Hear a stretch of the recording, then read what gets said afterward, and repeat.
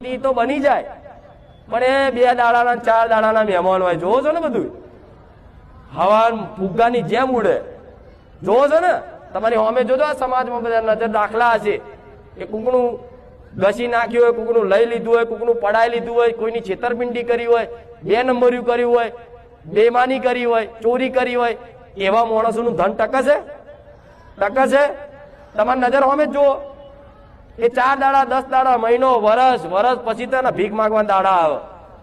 એનું પરિવાર બધું બેરણ શેરણ થઈ જાય ને. તો બેમાનીનો, ચોરીનો અને મહેનત વગરનું નહીં કેતા શોર્ટકટ મારવા અત્યારે બધું જાત જાતનું. આ તો એવી ભુવાઓ વિદ્યો બતાવ કે ઉપરથી પૈસા પાડું. તમને બાપાએ કાઢ્યા ઉપરથી? એવા સન આવું બધું અત્યારે કે પૈસાનો વરસાદ કરું. લે મારો ભગવાન મને એવું હાલ દે તો સારું બાપા. તો